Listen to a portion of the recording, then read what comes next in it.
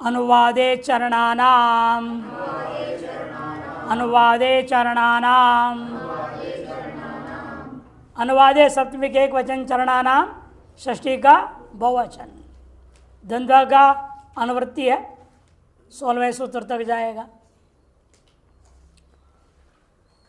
द्वंद्व और एक वचनम दोनों का अनुवृत्ति।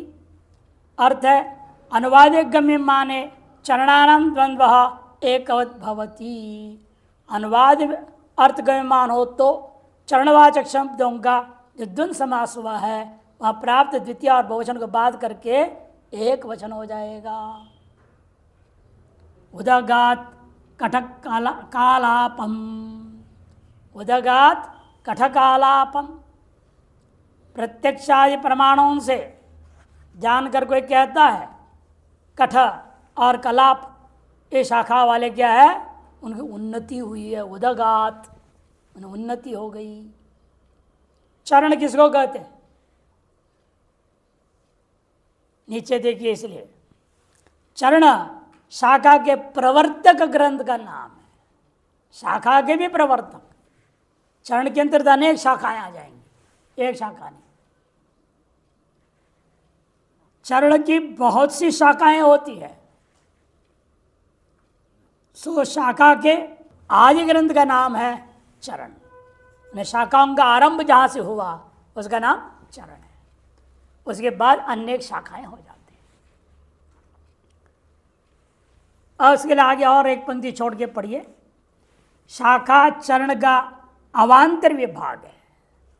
जैसे शाखल, वाष्कल, वाजस्नेय, चरक आदि चरण है और उनकी शाखाएं अनेक हो जाती हैं। इनकी आगे क्रमशः 5, 4, 15, 12 इत्यादि प्रत्येक की शाखाएं अलग अलग हो जाती हैं। किसके 5 शाखाएं, किसके 10 शाखाएं, किसके 12 शाखाएं, किसके 15 शाखाएं हैं। इसलिए जब बोलते हैं संकल्प आदि में ये कहा जाता है, देखो जमदग्नि प्रवराय वाजसनेय चरणाय यजुर्वेद कण्व शाखा, देखो शाखा अलग कर दिया, चरण अलग। यजुर्वेद कण्व शाखा अध्यायिने मह्यम देहि इत्यादि। आगे और भी जोड़ेगा। चरण अलग, वाजसनेय चरण का हूं और मेरी शाखा कौन सी है, उसमें कण्व शाखा है। चरण अलग, शाखा अलग। ऐसे चरणवाचक वेद में अनेक चरण हैं।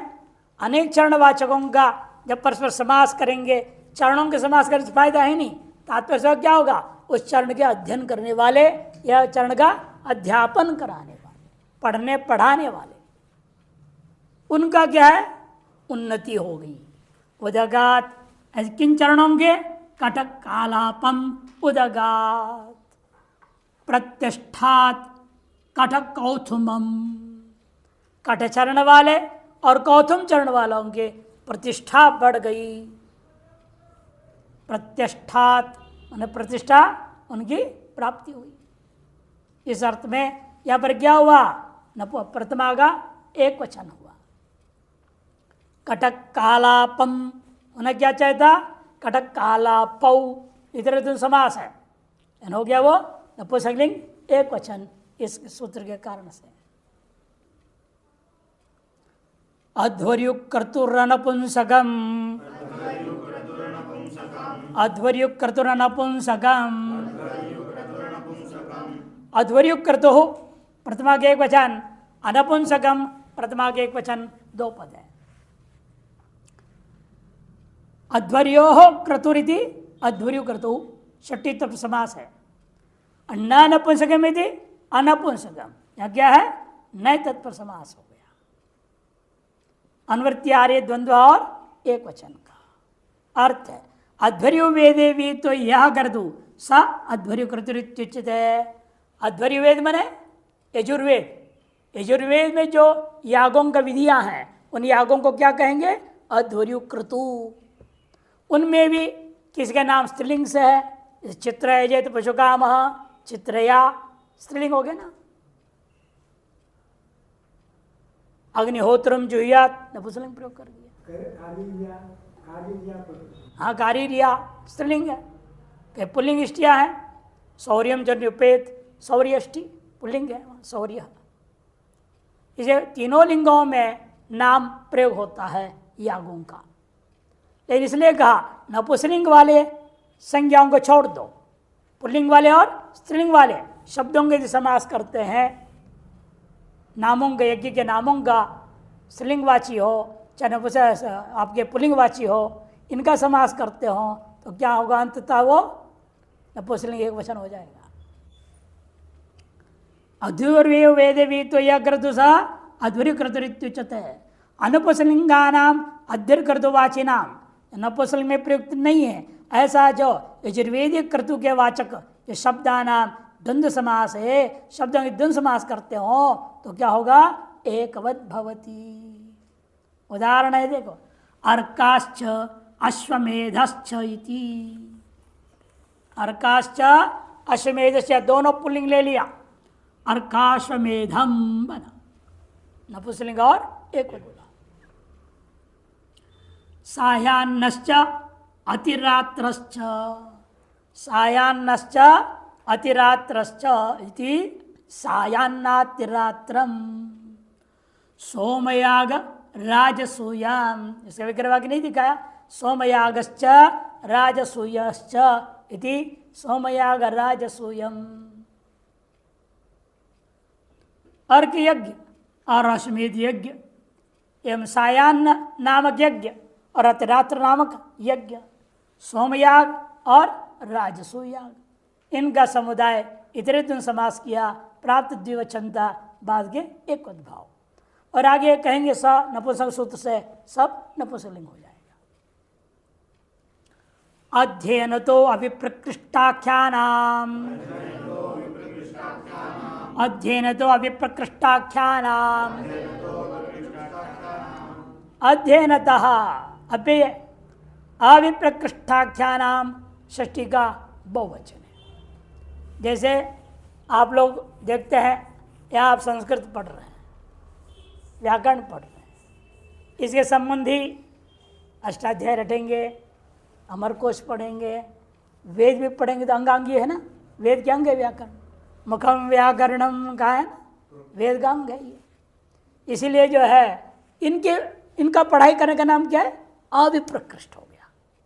अब ये पढ़ लिया, यहाँ से निकले उधर अंग्रेजी पढ़े, विप्रकृष्ट हो गया। इसे कोई लेना देना ही नहीं, कोई संबंध है, दूर दूर है वो तो। गणित पढ़ोगे, विज्ञान पढ़ोगे, है ना, सामाजिक शास्त्र पढ़ोगे, और चीज़ पढ़ोगे जो इससे कोई संबंध नहीं है, उसको क्या कहेंगे हम, अध्ययन से विप्रकृष्ट संज्ञा हो गया, वो सब संज्ञाएं।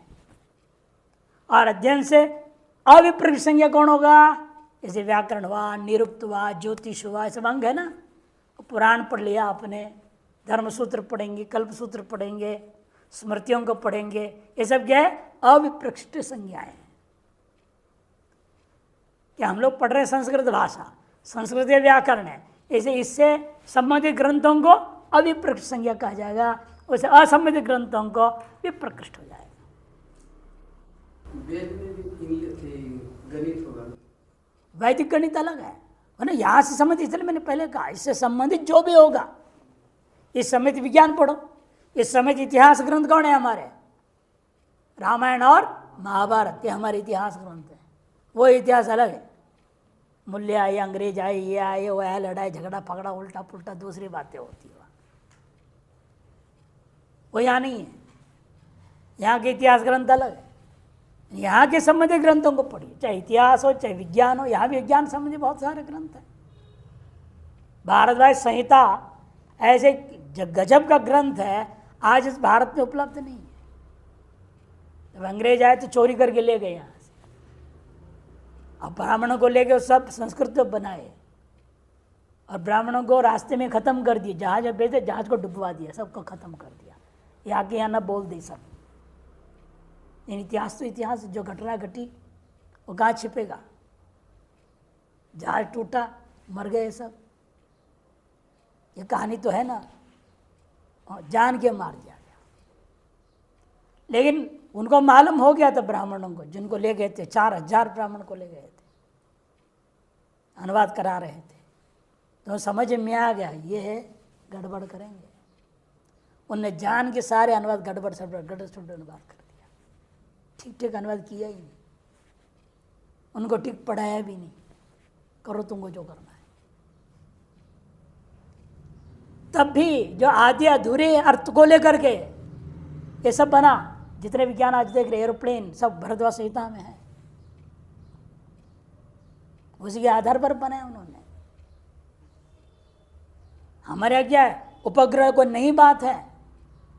त्रिपुरासुर की कहानी क्या है, 3 उपग्रह, वो एक सोने का, एक चांदी का, एक लोहे का उपग्रह बना करके छोड़ दिया। मैं नाम का मौत भरी मायावी असुर था, उसने कहा ये देवता क्या मनुष्य कोई तुम लोग को मार ही नहीं सकता, ऐसे हम बना देंगे उपग्रह जिससे कुछ भी अंदर घुसेगा नहीं, कोई बाण नहीं, कोई बम नहीं, कोई न्यूक्लियर बम नहीं, कोई बम नहीं जाएगा, ऐसे बना दिया उसने। अब लेकिन जो है कैसे मारेंगे उनको, तब त्रिपुरारी भगवान शिव जी को कदम उठाना पड़ा, युक्ति निकाला, जिस दिन तीनों एक साथ आएगा, एक सीध में एक बाण से तीनों को फाड़ दें, तब जाके नष्ट होगा, नहीं तो नष्ट नहीं होगा।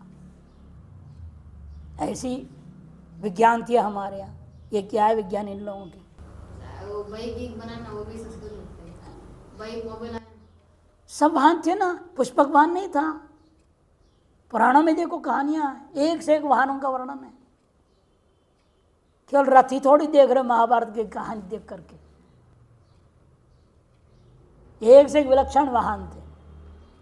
और यहां तक उनकी इतनी सामर्थ्य थी, पशु पक्षी को वाहन बना लिया। और गणेश इतने लंबे चौड़े भारी, चूहे पर कैसे चल दिए, उनको वांचुआ बनाया ना उन्होंने। रिद्धि सिद्धि के सामर्थ्य था, मंत्र के सामर्थ्य से होता था। पहले बाण छोड़ते थे, मंत्र बोलते थे, एक बाण 1000 बाण हो जाता था। आज एक ठीक ठीक करते रहो, एक ही गोली निकलेगी, दूसरी तो ठीक करनी पड़ेगी तब निकलेगी, एक गोली 100 हो जाता है क्या? ये विज्ञान तो कुछ नहीं है उसके सामने। लेकिन उसको हम लोगों ने अपनी परंपराओं में खो लिया। आज वो धनुर्विद्या में मंत्र ज्ञान नहीं है, किसी भी विद्या का मंत्र ज्ञान सब लोप हो चुका है। जितने मंत्र हैं उनको भी हम ढंग से प्रयोग करना नहीं आ रहा है। ये मंत्र का प्रयोग करो, किसी की हिम्मत रहा, आप गायत्री मंत्र का जाप करो, करते हो ना, सुबह शाम एक माला, बस 2 करते हैं। जब ज्यादा करोगे तब पता चलेगा कितनी दिव्य शक्ति जागृत होगी। कोई हिम्मत नहीं, कोई तंत्र मंत्र कोई चीज आपके पास आ जाए, कोई आपको फटक नहीं सकता। गायत्री मंत्र में इतनी ताकत है। अवधेश कुमार झा एक तांत्रिक थे, उनसे मैं तंत्र सीखने जाता था बनारस में। मैं उनके कान में जाऊं, वो सारे भूत प्रेत भाग जाते थे। वो बोलते थे, जब प्रयोग करना होता था ना, कोई लोग आते थे पूछने के लिए, मेरे को बोल तुम उस कमरे में चले जा, यहाँ नहीं बैठ, तो बैठेगा तो ये काम नहीं होता है। भूत प्रेत तुमसे डरते हैं कि मैं गायत्री जपता था और कुछ नहीं करता था। बचपन से जपा हूँ ना, खूब अनुष्ठान भी किया हूँ। जितना गायत्री जपा हुआ था, उनके कमरे में घुसते ही उनके जितने भी फोर्स था, तंत्र में सिद्ध कर रखे थे भूत प्रेत, सब गायब हो जाते, छिप जाते थे और काम नहीं कर पाते थे। तब मेरे को तो वो कमरे में चले जाओ, यह ग्राहक आया हुआ है, पूछेगा, हमको भूत प्रेत से पूछना पड़ेगा ये क्या मामला है। वो मेरे कान में आके बोलेंगे, तब मैं उनको बताऊंगा। तो मेरे को बाहर करते थे। इतने गायत्री का ताकत है। मंत्रों का हम लोग इस्तेमाल नहीं कर रहे हैं और परेशान हो रहे हैं बेमतलब के। किसी भी चीज़ की आपके गायत्री मंत्र पर का आप संकल्प कर दो, विफल कभी हो नहीं सकता है।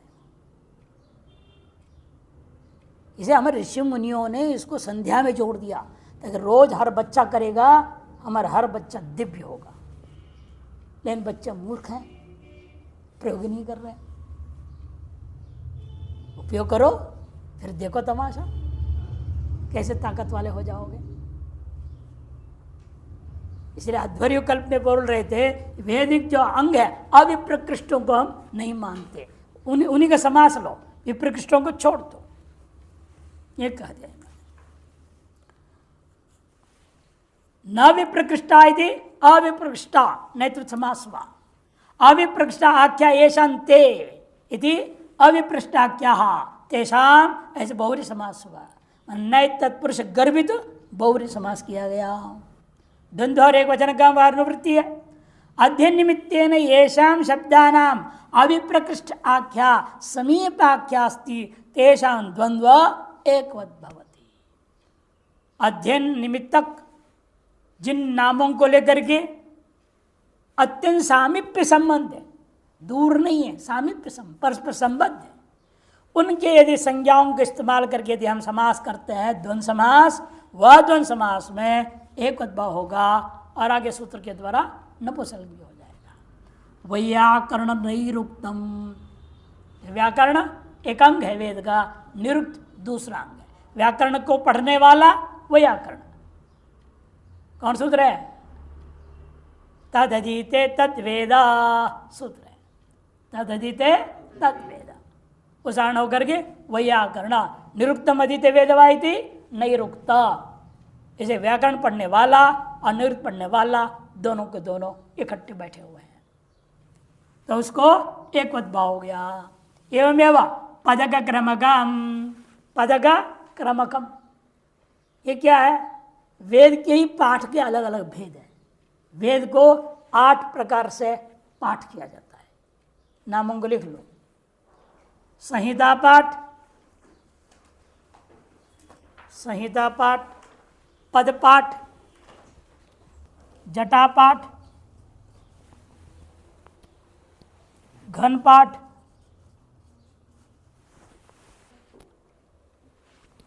स्वर पाठ, क्रम पाठ और माला पाठ, शिखा पाठ, कुल 8 प्रकार के पाठ हैं।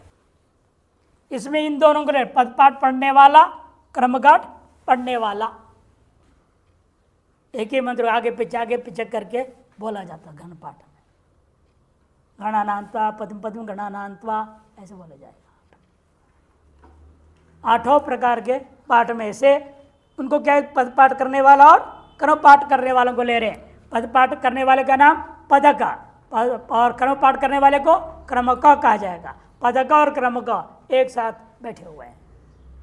पदक क्रमकम, क्रमक वार्तिकम, क्रमका पाठ को पढ़ने वाले और वार्तिकों को पढ़ने वाले।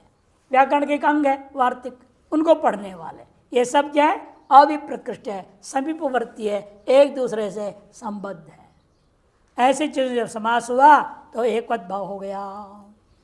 न्याय दिया सूत्र क्रमादिभ्यो उन, एक सूत्र पदक और क्रमक में, और वार्तिके में क्रतुक्तादि सूत्र से ठक प्रत्यय करके वृत्ति शब्द से वार्तिक बना।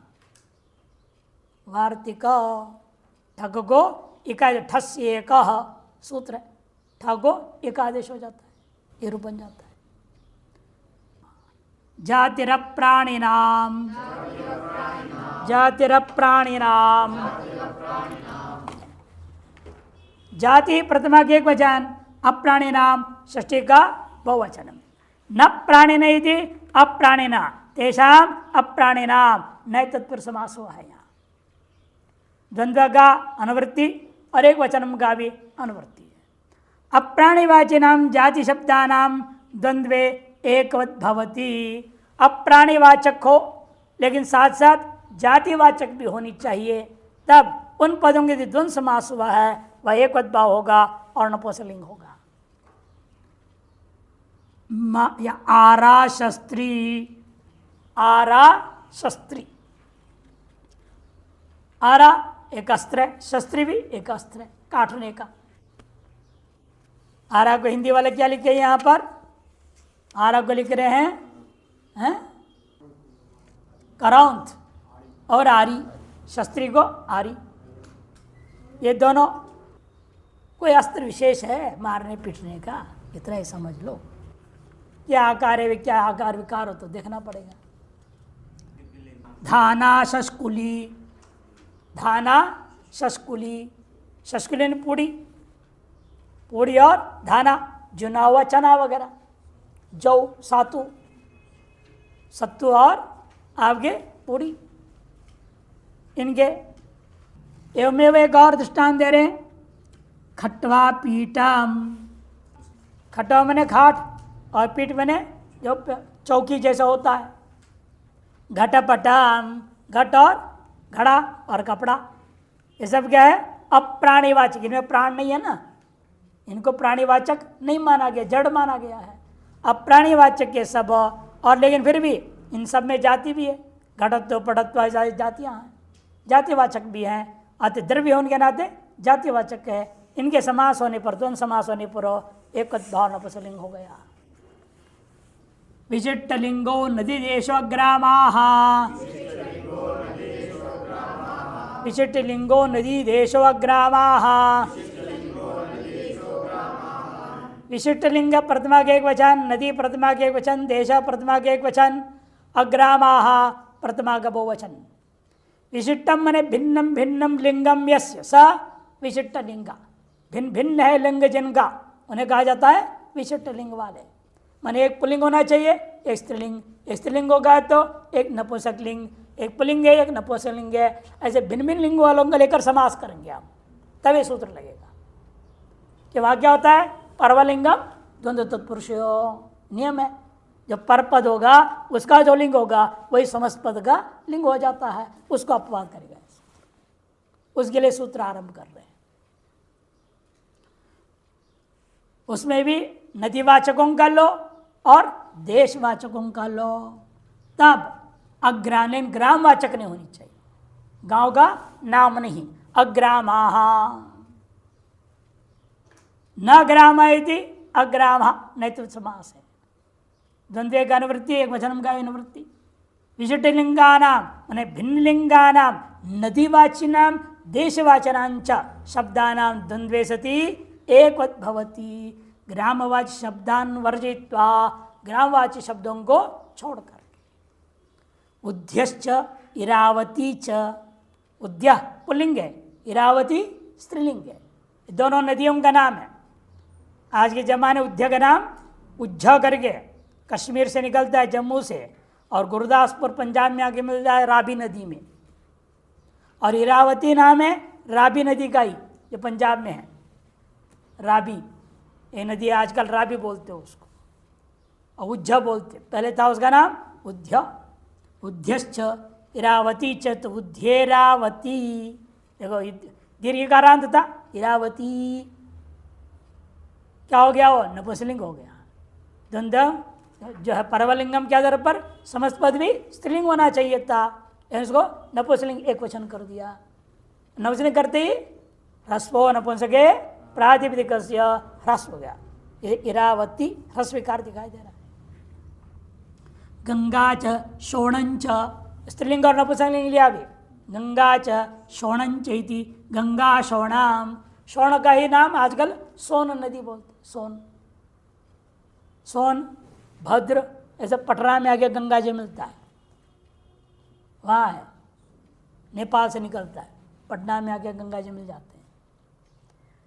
गंगा च शोणंच इति गंगा शोणाम। अब देशवाची के दृष्टांत दे रहे हैं। कुरवश्च कुरुक्षेत्रंच, कुरवा क्या है? पुल्लिंग, कुरुक्षेत्रम नपुंसकलिंग, इन दोनों का समास कर दिया। कुरु कुरुक्षेत्रम बना। कुरु कुरुजांगलम, कुरवश्च कुरुजांगलंच इति कुरु कुरुजांगलम, समस्त नपुंसकलिंग एक वचन हो गया। क्षुद्र जंतवः, क्षुद्र जंतवः प्रतिमा का बहुवचन है। क्षुद्राश्चित्ते जंतवश्चिति क्षुद्र जंतवः, छोटे छोटे कीटे मकोड़े, छोटे छोटे जो होते हैं, जो उनके नामों को लेकर समास करोगे तब भी एक भाव हो जाएगा, नपुंसकलिंग होगा। द्वंद्व और एक वचनम का अनुवृत्ति, अर्थ है क्षुद्र जंतुवाची नाम शब्दानाम द्वंद्वे एकवत् भवति। क्षुद्र जंतुवाची जो शब्द हैं उनका द्वंद्व समास करने पर एकत्व होगा। यूकाश्च लिक्षाश्च इति यूकालिक्षम, यूकाश्च लिक्षाश्च। यूका किसे कहते हैं? जो सर में होता है उसका नाम यूका। और लिक्षा पसीने से भी पैदा होते हैं, इधर उधर होते तो घुसलाते आप, इसीलिए दिखते नहीं है। ये तो दिखता भी, पकड़ मार भी देते हैं, ये दिखता भी नहीं, इतना छोटा होता है, क्षुद्र जंतु है, पसीने से उत्पन्न होते हैं। इसे स्वेदज है, यूका भी स्वेदज है। बालों में ठीक से धोते नहीं, पसीना हो जाता है, वहीं सूख जाता है, धीरे धीरे वहीं कीड़े हो जाते हैं। इसे स्वेदज योनि कहा जाता है। स्वेद क्या है? पसीना, पसीना से पैदा होते हैं। कितने प्रकार के जीव होते हैं? 4। एक है अंडज, जैसे अंडे से पैदा होने वाले मुर्गा वगैरह, सांप, ये सब क्या है? अंडज। दूसरा हम लोग मनुष्य जरायुज, एक चमड़े की थैली सा होती है माँ के पेट में, वो थैली में पैदा होता है, उसे जरायु बोलते हैं, उसे पैदा होते हैं, उसे जरायुज हम लोगों को कहा जाता है। तीसरा स्वेदज, ये जो है पसीने से पैदा होने वाले। और चौथा उद्बीज। अब बीज बोते हैं ना, जमीन को फोड़ के निकलता है ना बाहर, छेदता है, बाहर आता है, फोड़ के निकलने वाले जमीन आदि को, उसको कहते हैं उद्बीज। 4 प्रकार के माने गए जीव। उसमें क्षुद्र जीवों को ले रहे हैं, स्वेदज को दृष्टांत दिया इन्होंने। यूकाश्च लिक्षाश्च यूकालिक्षम दंशमशकम, दंशमशकम, दंशाश्च मशकाश्च इति दंशमशकम। डसने वाले छोटे छोटे होते हैं। अधिकतर जो स्नानघर है ना, स्नानघर ठीक से साफ ना रखो और छोटे छोटे बहुत कीटाणु होते हैं, वो काटते हैं। दंश, मशक माने प्रसिद्ध मच्छर। और ये भी है, भले काटने से दर्द नहीं होता है, लेकिन वो भी आते हैं कौन? मक्खी, वो भी आके बैठते हैं, वो अपनी जो है ना डालते डंस को अंदर घुसाते हैं। क्या मिलता है भगवान जाने अंदर से, लेके भागते हैं। उनका भोजन है अंदर, हमारे यहाँ अंदर से निकाल लेते हो। हाँ, बड़े मक्खी भी होते हैं, छोटी मक्खी भी होती है। मक्खियाँ तो अनेकों प्रकार की। सिंगापुर में एक ऐसे उन्होंने संग्रहालय बनाया है, वहाँ जाओ ना, मकड़ी इतनी छोटी से लेकर के और इतना बड़ा बड़ा मकड़ी, सब साइज को दे रखे हुए हैं वहाँ। और पाले भी हुए, देख भी सकते, पाला हुआ, चलता हुआ। और लकड़ी का बना करके पिक्चर भी बना रखे, नाम भी रखे, ये नाम के सब है। इस तरह से मकोड़े, उनके भी सैकड़ों प्रकार के मकोड़े, अलग अलग रंग के मकोड़े। और एक्वेरियम बना दिया, अंदर घूमो, मछलियाँ, हजारों रंग के मछलियाँ अंदर घूमते रहो। समुद्र के भीतर में बनाया उसे।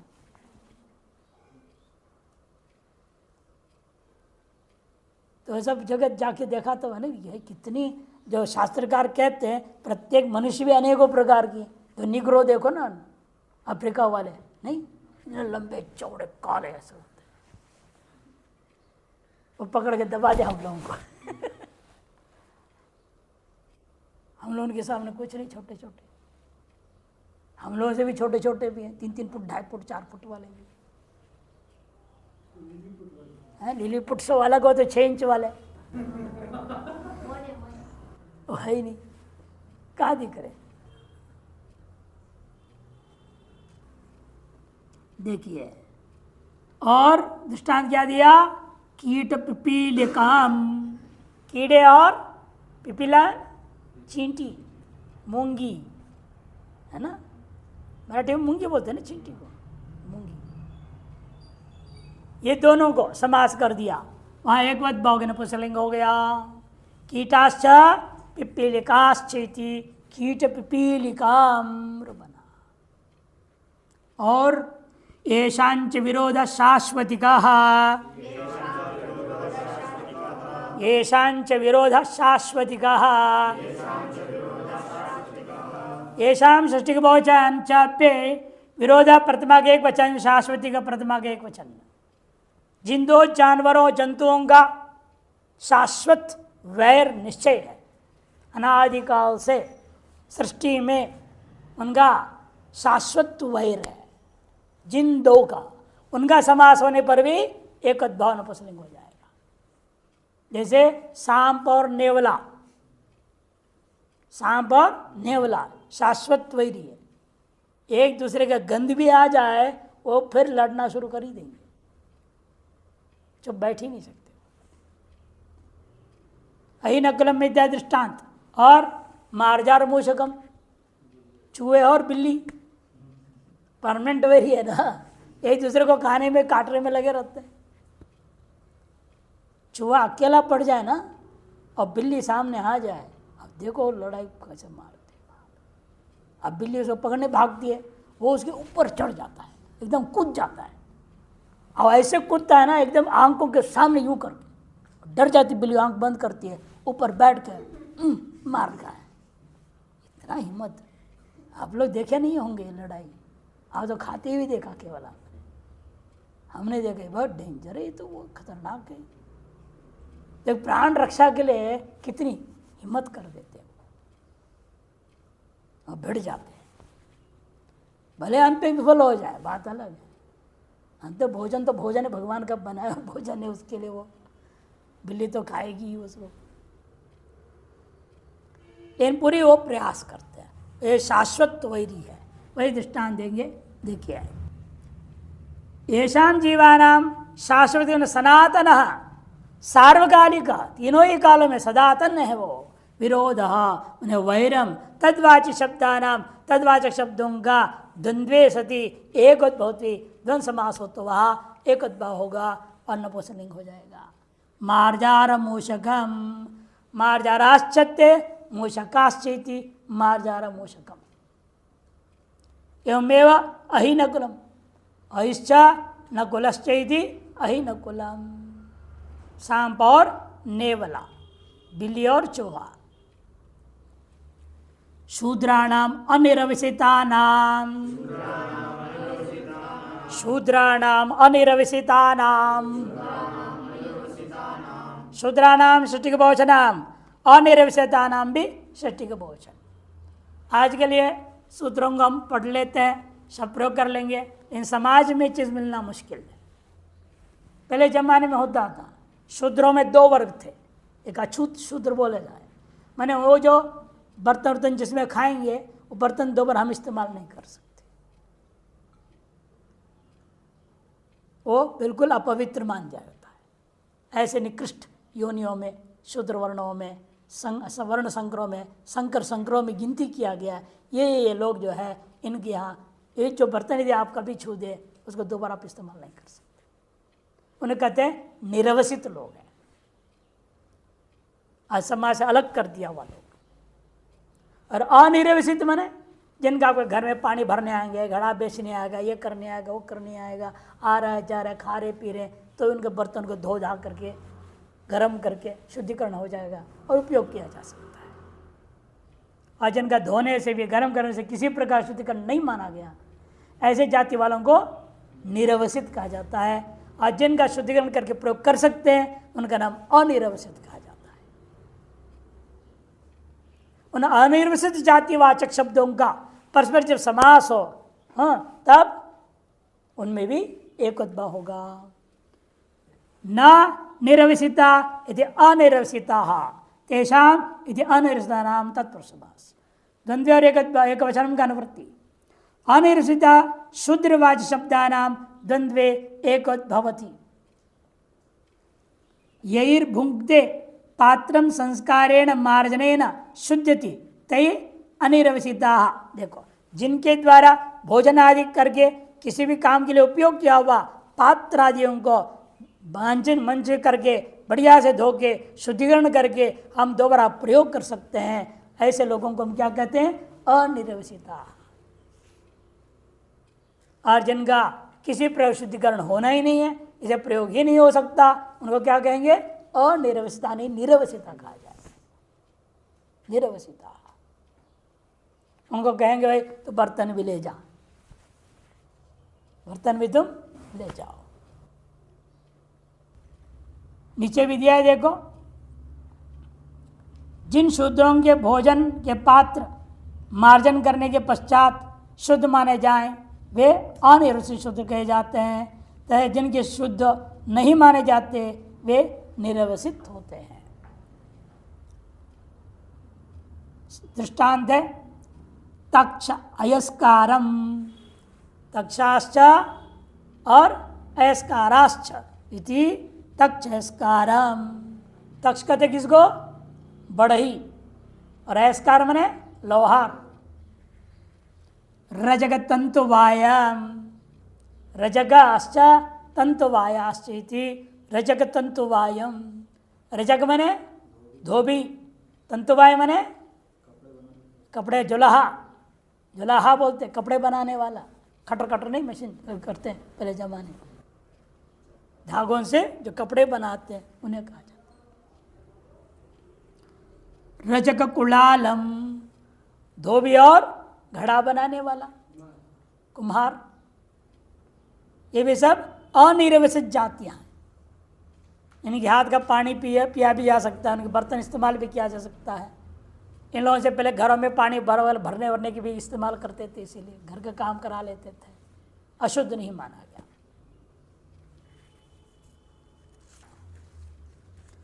गवाश्व प्रभृतीनि च, गवाश्व प्रभृतीनि च,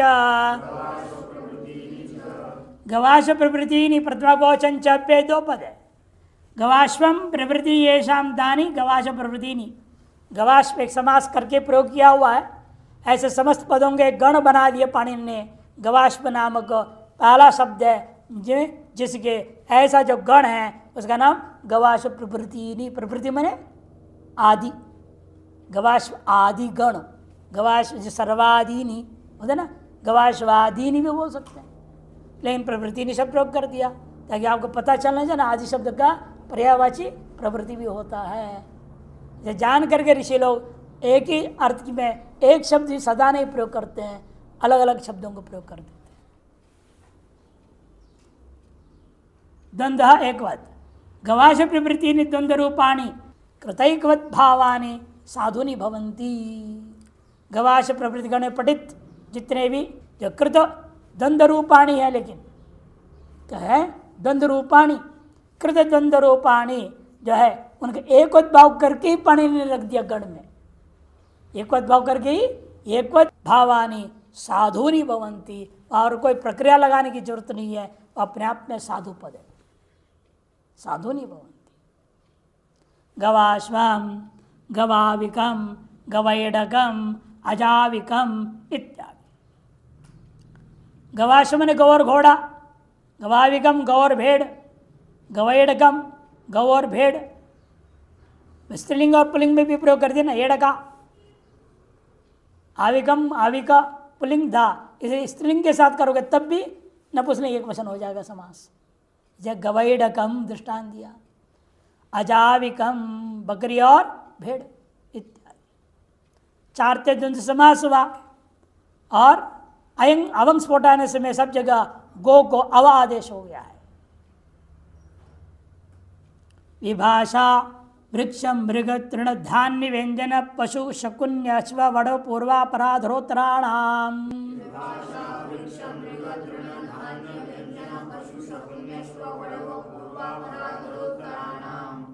विभाषा वृक्ष मृग तृण धान्य व्यंजन पशु शकुन्य अश्व वड़ पूर्वापराधरोत्तराणाम।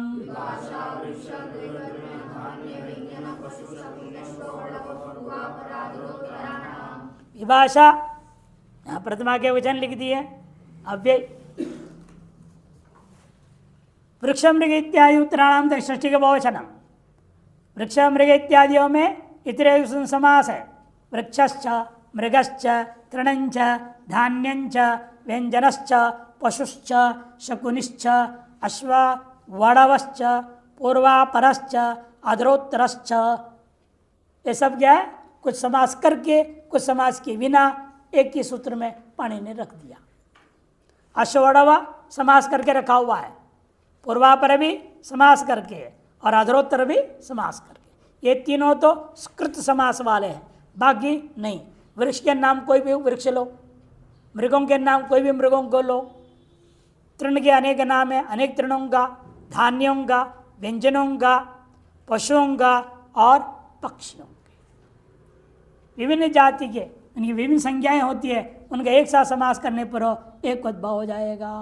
जैसे प्लक्षाश्च निग्रोधाश्च इति प्लक्ष निग्रोधम, इन विभाषा कर दिया, एक बार क्या होगा? विकल्प, माने परवलिंगम द्वंद्व तत्पुरुषो, पर में कौन है? निग्रोधा पुल्लिंग, इसे समस्त पद एक पक्ष में पुल्लिंग हो जाएगा। प्लक्ष निग्रोधा, पलाश का पेड़ और वटवृक्ष का पेड़।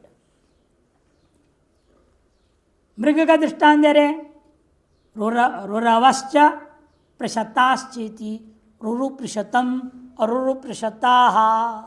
रु नाम का और प्रशत नाम के जाति विशेष हिरण का, हिरण जाति विशेष दोनों, रुरु नाम के हिरण होता है, प्रशत नाम के हिरण होता है, उनका समास किया तो वहाँ रुरु प्रशतम रुरु प्रशताः बोलेंगे। एक बार कुशकाशम कुशकाशाः, तृण के नामों कुश और काश। धान्य के नाम व्रीहियवम व्रीहियवाः, व्रूहयश्च यवाश्चेति व्रीहियवाः। जौ और धान, व्रीहि मने धान, यव मने जौ। व्यंजन का दृष्टांत दधिघृतम दधिघृते, दधिघृते द्विवचन हो गया, दधिघृतम दधिघृते नपुंसकलिंग। पशु के दृष्टांत गो महिषम गो महिषाः, गौ और भैंस। शकुनी तित्तिरी कपिंजलम, पक्षियों में शकुनी मने पक्षी, शकुनी मामा नहीं लेना यहाँ पे नहीं, सारे पक्षियों को शकुनी संस्कृत में। इसे देखो किसको लिया इन्होंने पक्षी से, तित्रिक मने बटरफ्लाई, नहीं बटरफ्लाई, तितली, उसको तितरी का कहते हैं। और ले लिया दूसरा इसने साथ में कपिंजला, कबूतर, ये सब शकुनी जाति पक्षी जाति वाले, उड़ने वाले। अश्व वडवम अश्व वडवौ, यहाँ पर क्या है? अश्व वडवान, वडवा स्त्रीलिंग था, इसको बात करके पुल्लिंग करने के लिए सूत्र में गिनती किया इन्होंने। नहीं तो अश्वश्च वडवाश्च, घोड़ा और घोड़ी। उत्तर पद क्या था? पुल्लिंग, नहीं स्त्रीलिंग था। समस्त पद क्या होना चाहिए था? स्त्रीलिंग। उसको बाद के सूत्र में ग्रहण करके नपुंसकलिंग कर दिया और एक बार इसे पुल्लिंग द्विवचन हो जाएगा, पूर्व पद का लिंग हो गया। अश्व वडवौ पूर्वापरम पूर्वापरौ, नहीं पूर्वापरे नपुंसकलिंग, अधरोत्तरम अधरोत्तरे, ये प्रयोग होगा। नहीं अश्व वडवौ ठीक है, पुल्लिंग, पूर्व पद का लिंग कर दिया। पूर्व पद क्या है? अश्व, उसका लिंग करना है, इसलिए तो सूत्र में ग्रहण किया। यदि परवलिंगम से करना ही था, या अश्व वड़ा ग्रहण करके क्या जरूरत थी? व्यर्थ है ग्रहण करना, इसलिए यहां पुल्लिंग प्रयोग करना है उसको। पूर्वलिंग हो गया, परवलिंग नहीं हुआ।